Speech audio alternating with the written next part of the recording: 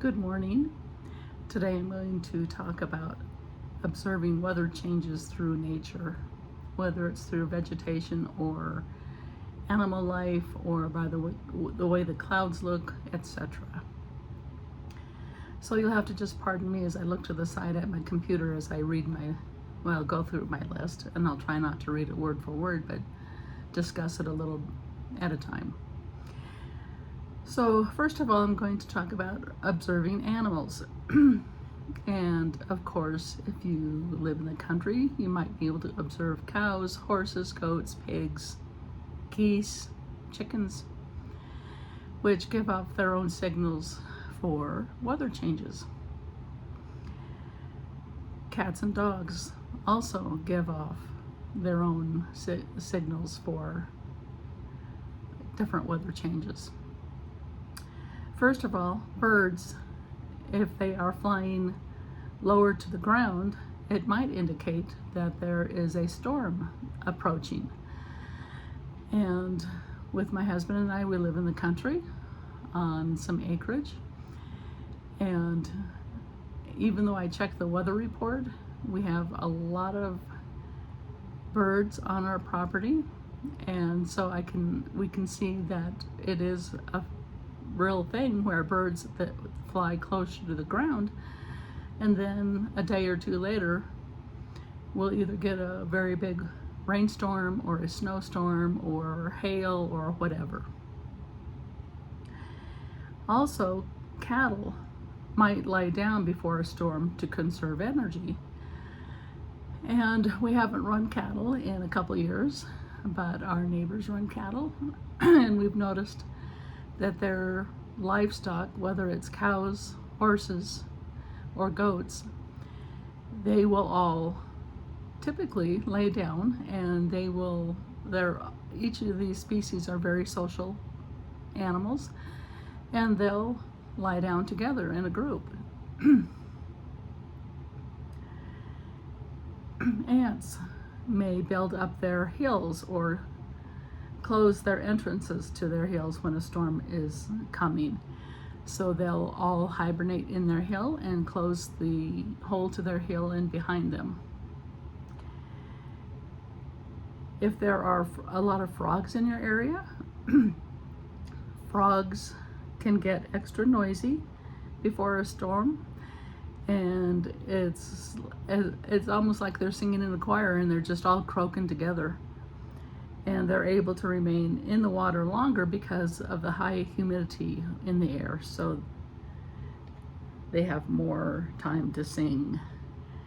And I know in a drier climate, we have some frogs on our property, but since we live in Colorado, we are considered high desert, and so we don't have as many frog varieties as they might have in the Midwest or in the East, where there's a lot more moisture, a lot more lakes, rivers, streams, etc. Also, with crickets, the chirp of a cricket is almost as reliable as telling the temperature on a thermometer. You count the number of chirps crickets make in a 14-second segment, and then you add that number to 40, and the total will be very close to the air temperature in Fahrenheit. And again, we have a fair amount of crickets, grasshoppers, but again, there are more crickets and grasshoppers in the Midwest or the East. And so I remember as a kid, when we lived in Iowa or Minnesota, we loved hearing the crickets, and we'd count the number of chirps they would make. And then I remember learning this from my parents or grandparents to count the chirps they made and adding 40 to that.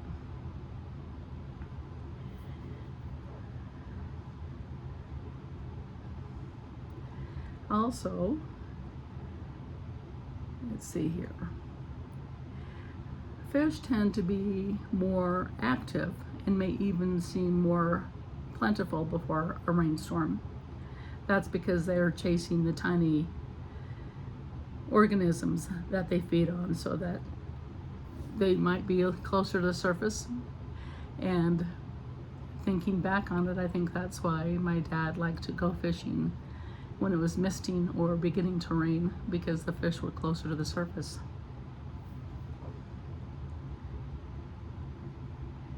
Now, the next section is about watching what the plants do. Pine cones in dry weather can open and release seeds. They close in humid, rainy conditions. And we have a bunch of evergreen trees on our property.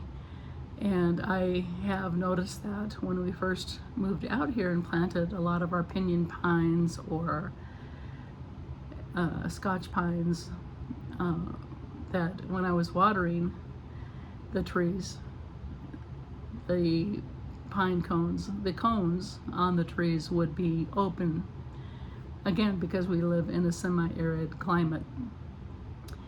But then when I started watering, and I would really give them a good dousing of water, the pine cones would close up.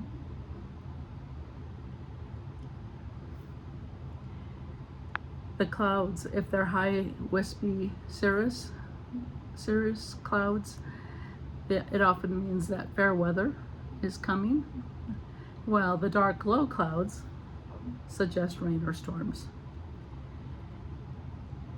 Also, the mare's tails and mackerel scales.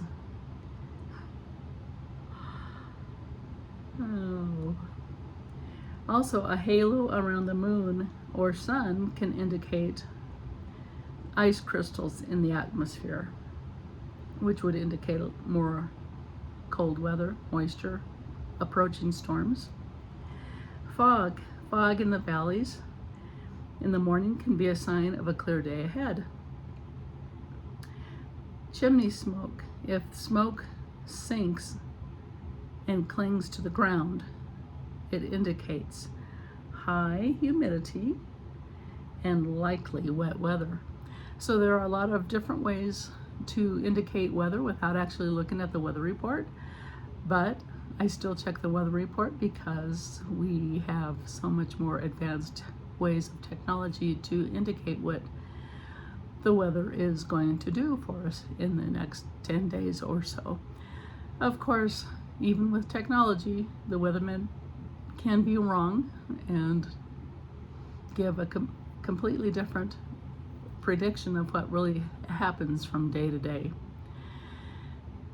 So the next time you watch your cats, dogs, cows, horses, watch the birds, foliage, trees, plants, keep in mind that there might be ways of telling what the forecast might be besides just strictly watching the weather report. Thanks for watching.